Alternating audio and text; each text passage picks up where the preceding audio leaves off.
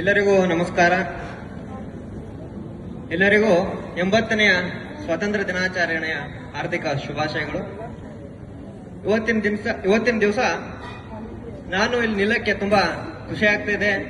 ಇಂತಹ ಒಂದು ಸ್ವಾತಂತ್ರ್ಯ ಸಂಭ್ರಮದಲ್ಲಿ ನಾನು ನಿಂತ್ಕೊಂಡು ಮಾತಾಡ್ಲಿಕ್ಕೆ ಅಷ್ಟೇ ಹೆಮ್ಮೆ ಆಗ್ತಾ ಇದೆ.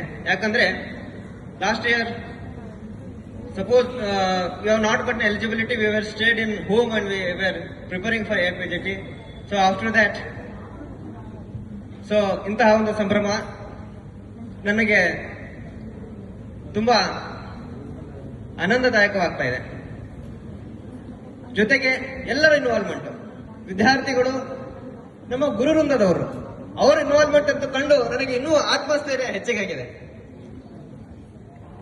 ಇನ್ನೊಂದು ವಿಷಯ ಹೇಳಬೇಕು, ಅವರ ಇಂಟರ್ನ್ಸ್ ಎಷ್ಟು ಚೆನ್ನಾಗಿ ಜವಾಬ್ದಾರಿಯನ್ನು ತಗೊಂಡು ಇಷ್ಟೊಂದು ಸಂಭ್ರಮವನ್ನು ಅಲಂಕರಿಸಿದ್ದಾರೆ. ಇಂಟರ್ನ್ ನಮಗೆ ಆಸ್ಪತ್ರೆಗೆ ಅಷ್ಟೇ ನಾವು ಏನೋ something considered as we are restricted to hospitals. As we are in UG and we are have an association, we have done it, but internship ಅಲ್ಲಿ ಇದ್ರು ಕೂಡ ತಗೊಂಡ್ಬಿಟ್ಟು ಜವಾಬ್ದಾರಿಯಿಂದ ಮಾಡ್ತಿದ್ದೀರಾ.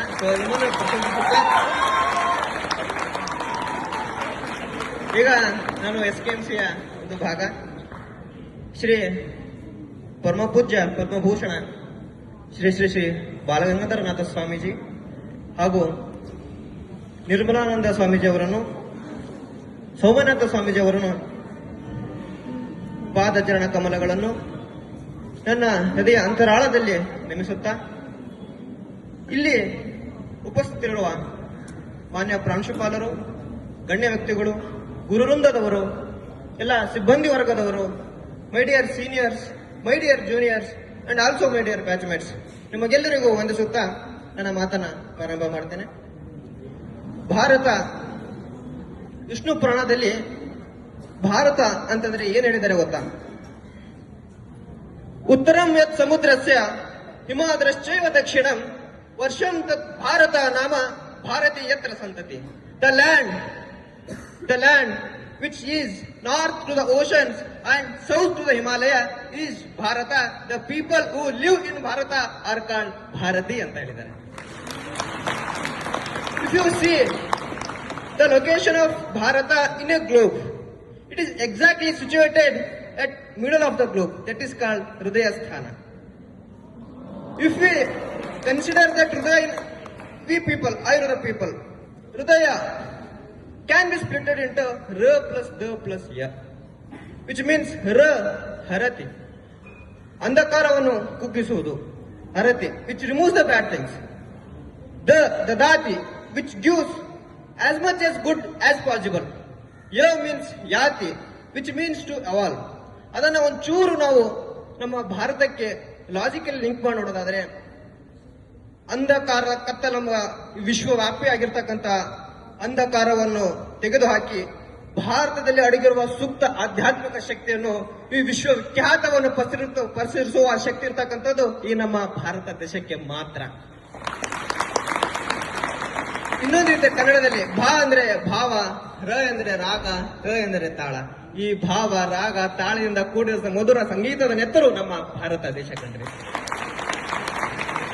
ಇಂದಿನ ದಿನ ಸ್ವತಂತ್ರ ಹೋರಾಟಗಾರರ ನೆನೆಯುವ ದಿನ, ಸ್ವತಂತ್ರ ದಿನಾಚರಣೆ. ಆದ್ರೆ ಸ್ವತಂತ್ರ ಹೋರಾಟಗಾರರ ನೆನೆಯೋದಾದ್ರೆ ನಮ್ಮ ತಲೆಯಲ್ಲಿ ಬರೋದು ಬಹಳಷ್ಟು ಎಲ್ರಿಗೂ ಪರಿಚಿತರಾಗಿರೋದು ಮಹಾತ್ಮ ಗಾಂಧೀಜಿ, ಸುಭಾಷ್ ಚಂದ್ರ ಬೋಸ್, ಲಾಲ್ ಬಹದ್ದೂರ್ ಶಾಸ್ತ್ರಿ, ಭಗತ್ ಸಿಂಗ್, ಚಂದ್ರಶೇಖರ್ ಆಜಾದ್, ರಾಜಗುರು, ಸುಖದೇವ್, ಇನ್ನಿತರ ರಾಣಿ ಅಬ್ಬಕ್ಕದೇವಿ, ಕಿತ್ತೂರು ರಾಣಿ ಚೆನ್ನಮ್ಮ, ಸುಮಾರು ಜನರ ಹೆಸರು ನಮ್ಮ ತಲೆಯಲ್ಲಿ ಬರುತ್ತೆ, ನಮಗೆ ಗೊತ್ತು. ಆದ್ರೆ ಇವತ್ತು ನಾನು ಹೇಳಬಯಸುವಂತಹ ಒಬ್ಬ ವ್ಯಕ್ತಿ, ಮಹಾನ್ ವ್ಯಕ್ತಿ ಯಾರಪ್ಪ ಅಂತಂದ್ರೆ, ಅಷ್ಟು ಈ ವ್ಯಕ್ತಿಯ ಹೆಸರು ಸ್ವಲ್ಪ ಜನರಿಗೆ ಗೊತ್ತಿರಬಹುದು, ಬಹುತೇಕ ಜನರಿಗೆ ಗೊತ್ತಿರಲಿಕ್ಕಿಲ್ಲ.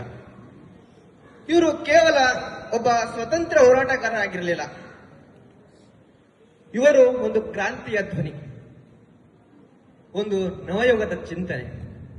He not only a freedom fighter, he was a scholar, he was a philosopher, he was a poet, and he was a spiritual leader. ಯಾರು ಅಂತ ಕೇಳಿದ್ರೆ ಈ only one and only Yogi Aurobindo Ghosh. ಏನು ವಿಸ್ಮಯ ಅಂತಂದ್ರೆ ಆ ವ್ಯಕ್ತಿ ಹುಟ್ಟಿದ್ದು ಆಗಸ್ಟ್ 15, 1872ರಲ್ಲಿ ಕಲ್ಕತ್ತಾದಲ್ಲಿ ಕೃಷ್ಣಧನ್ ಘೋಷ್ ಹಾಗೂ ತಾಯಿ ಸ್ವರ್ಣಲತಾ ದೇವಿಯ ಉದರದಲ್ಲಿ ಈ ವ್ಯಕ್ತಿ ಸರಿಸುಮಾರು 5 ಗಂಟೆಗೆ ಜನ್ಮ ತಾಳ್ತಾರೆ. ತದನಂತರ 7ನೇ ವಯಸ್ಸಿನಲ್ಲಿಯೇ ಇಂಗ್ಲೆಂಡಿಗೆ ತೆರಳಿ ತಮ್ಮ ಉನ್ನತ ಶಿಕ್ಷಣವನ್ನು ಪಾಶ್ಚಾತ್ಯ ದೇಶದಲ್ಲಿ ಮುಗಿಸ್ತಾರೆ. ಅಲ್ಲಿ ತುಂಬಾ ಹೆಸರು ಮಾಡ್ತಾರೆ, ಉತ್ತೀರ್ಣವಾಗ್ತಾರೆ. ಆದರೂ ಕೂಡ ಈ ಭಾರತ ದೇಶದಲ್ಲಿ ನಡೆಯುತ್ತಿರುವ ಈ ಕ್ರಾಂತಿಯ ಬಿಸಿ ಅವರಿಗೆ ತಾಗ್ತಾ ಇರುತ್ತೆ. ಯಾಕಂತಂದ್ರೆ ಅವರೆಲ್ಲ ಹರಿತಾ ಇರೋದು ಭಾರತೀಯ ರಕ್ತ. ತದನಂತರ 1893ರಲ್ಲಿ ಈ ವ್ಯಕ್ತಿ ಯಾವಾಗ ಭಾರತಕ್ಕೆ ಬರ್ತಾರೋ ಅವಾಗ ಇವರು ಇಂಡಿಯನ್ ಸಿವಿಲ್ ಸರ್ವಿಸ್ ಕೂಡ ಪಾಸ್ ಆಗಿರ್ತಾರೆ. ಇದಕ್ಕಾಗಿ ಇವರಿಗೆ ಉನ್ನತ ಹುದ್ದೆ ಕೂಡ ಸಿಕ್ಕಿರುತ್ತೆ. ಆದ್ರೆ ಇವರು ಆ ಹುದ್ದೆಯನ್ನು ಮಾಡಕ್ಕೆ ಇಷ್ಟಪಡೋದಿಲ್ಲ. ಒಂದೇ ಒಂದು ಕಾರಣ ಏನಪ್ಪಾ ಅಂತಂದ್ರೆ ಬ್ರಿಟಿಷರ ಬೂಟಿನ ಕಾಲಿನ ಕೆಳಗೆ ಕೆಲಸ ಮಾಡಲು ಇಷ್ಟ ಇರಲಿಲ್ಲ. ಈ ವ್ಯಕ್ತಿ ಬಂದು ನೆಕ್ಸ್ಟ್ ಕ್ರಾಂತಿಕಾರಿ ಚಟುವಟಿಕೆಗಳಲ್ಲಿ ಭಾಗಿಯಾಗ್ತಾರೆ. ಒಂದೇ ಮಾತ್ರ ನೀವು ಕೇಳಿರಬಹುದು, ಒಂದೇ ಮಾತ್ರ ಪತ್ರಿಕೆಯಲ್ಲಿ ಇವರ ಲೇಖನಗಳನ್ನು ಬರಿತಾ ಹೋಗ್ತಾರೆ. ಆ ಲೇಖನಗಳು ಹೇಗಿರ್ತಿದ್ವು ಅಂತಂದ್ರೆ ಕೇವಲ ಬರಹಗಳಾಗ್ತಿರ್ಲಿಲ್ಲ. ಆಗಿನ ಕಾಲದ ಯುವಕರ ಹೃದಯದಲ್ಲಿ ಒಂದು ಕಿಚ್ಚು ಹತ್ತಿಸುವ ಅಸ್ತ್ರಗಳಾಗಿರ್ತಿದ್ವು.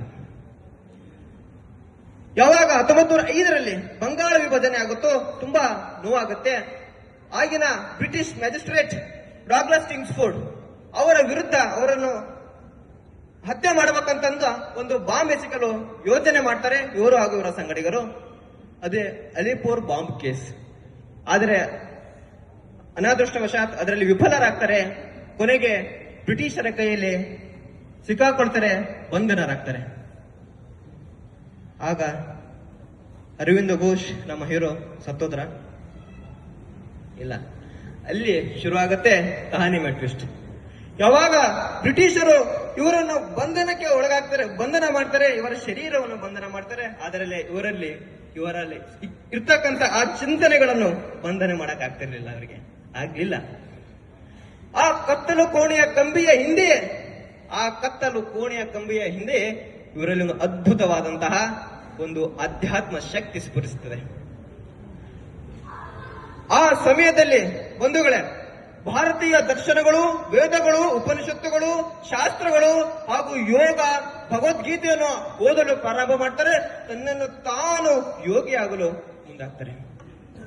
ಎಲ್ಲಿ ನೋಡಿದ್ರಲ್ಲೂ ಶ್ರೀಕೃಷ್ಣ ಕಾಣಲು ಶುರು ಆಗುತ್ತೆ. ಯಾವ ಕಂಬಿ ನೋಡು, ಗೋಡೆ ನೋಡು, ಕೈದಿ ನೋಡು, ಜೈಲರ್ ನೋಡು. ತದನಂತರ ಬಹಳಷ್ಟು ಹೋರಾಟದ ಮಧ್ಯೆ ಆಫ್ಟರ್ 2 years ಅವರು ರಿಲೀಸ್ ಆಗ್ತಾರೆ. ಜೈಲಿನಿಂದ ಹೊರಬಂದು ಆಗ ಆ ವ್ಯಕ್ತಿ ಕ್ರಾಂತಿಕಾರಿಯಾಗಿರಲ್ಲ. ನಿನ್ನೆಯವರೆಗೂ ಕ್ರಾಂತಿಕಾರಿಯಾಗಿದ್ದ ಆ ವ್ಯಕ್ತಿ ಇಂದು ಜಗದ ಕಲ್ಯಾಣಕ್ಕೋಸ್ಕರ ಯೋಗಿಯಾಗಿ ಬದಲಾಗ್ತಾನೆ. ಪಾಂಡಿಚೇರಿಗೆ ಹೋಗಿ ಯೋಗಿ ಅರವಿಂದ್ ಆಶ್ರಮವನ್ನು ನಿರ್ಮಾಣ ಮಾಡ್ತಾರೆ. ಈಗಲೂ ನಾವು ಕೇಳಿರ್ಬೋದು, ಪಾಂಡಿಚೇರಿಯಲ್ಲಿ ಅರೋವಿಲ್ಲೆ ಅಂತಕ್ಕಂಥ ಒಂದು ಗ್ರಾಮ ಇದೆ. ಅಲ್ಲಿ ವಿದೇಶಿಗರು ಈಗಲೂ ಬಂದು ಯೋಗ ಮಾಡ್ತಾರೆ. ಅವ್ರನ್ನ ಯಾರು ಡಿಸ್ಟರ್ಬ್ ಮಾಡೋದಿಲ್ಲ.